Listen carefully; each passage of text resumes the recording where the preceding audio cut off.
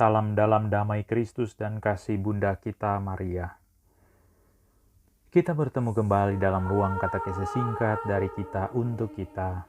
Topik kita kali ini tentang siapakah perempuan yang berselubungkan matahari dalam kitab Wahyu itu. Perempuan dalam Wahyu 12 tidak lain adalah Maria, bukan Israel atau gereja, meskipun gambaran gereja tidak dapat dilepaskan sepenuhnya dari bagian ini. Sebagai ratu para rasul, mahkota Maria dengan 12 bintang melambangkan 12 suku Israel dan 12 rasul gereja.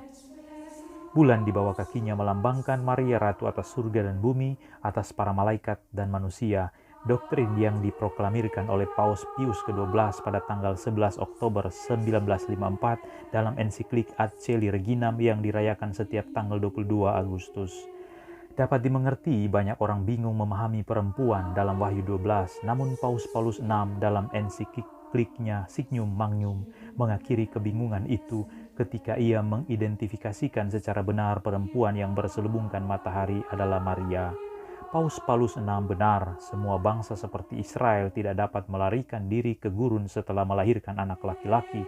Perawan Maria lah yang melarikan diri ke gurun dengan Yosef dan bayi Yesus, sebab Israel berusaha membunuh Yesus, dan itulah yang terjadi seperti kata Injil Yohanes, ia datang kepada milik kepunyaannya, tetapi orang-orang kepunyaannya itu tidak menerimanya. Yohanes 1 ayat 11. Seorang perempuan menjadi ratu surga dan pelindung gereja Yesus Kristus yang satu dan benar, gereja Katolik Roma. Oleh karena itu dari perikop Wahyu 12 1-18 yang menyinggung hal ini, kita dapat berasumsi mengapa setan sangat marah dan membenci Maria, karena dia mengetahui bahwa perempuan yang lemah itu menerima kekuasaan dan kekuatan dari Allah yang melampaui dirinya. Beribu-ribu tahun yang lalu setelah Allah menciptakan dunia, Allah kemudian menyatakan rencana masa depannya dengan menciptakan perempuan yang akan melahirkan anak laki-laki istimewa, anak laki-laki yang suci yang akan menerima dari Bapa kuasa mutlak atas surga dan bumi.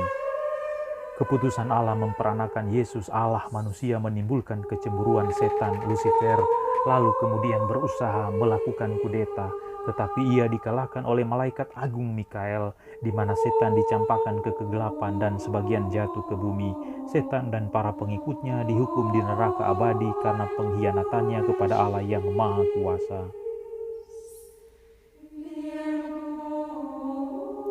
Kitab suci menceritakan kisah runtuhnya kemegahan Lucifer.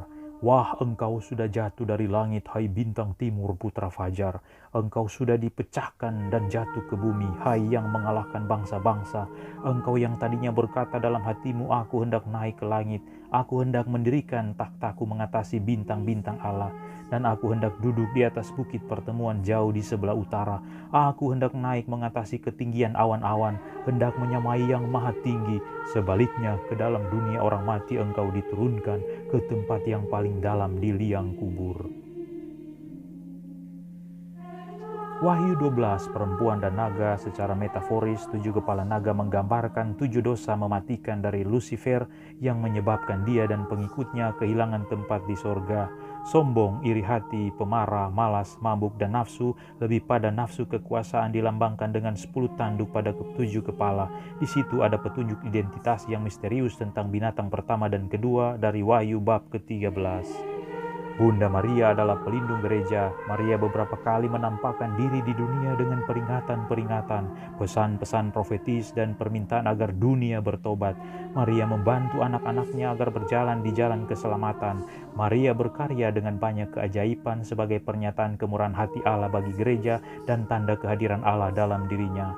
Oleh karena itu, tidaklah salah mengatakan bahwa di samping putranya Yesus Kristus, Bunda yang terberkati ini adalah pembela yang paling besar bagi gereja yang satu dan benar yang didirikan oleh Yesus Kristus putranya.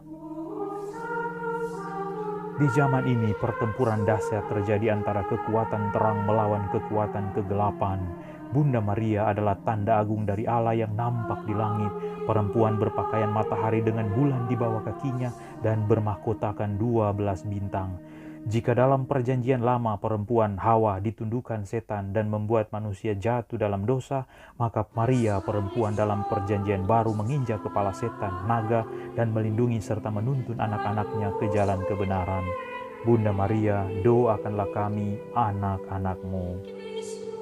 Terima kasih, semoga bermanfaat. Doa Memorare.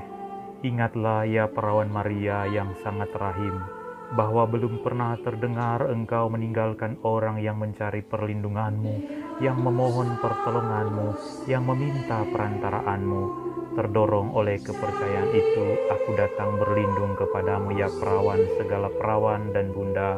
Aku datang kepadamu, aku orang berdosa, tersungkur di hadapanmu untuk berkeluh kesah.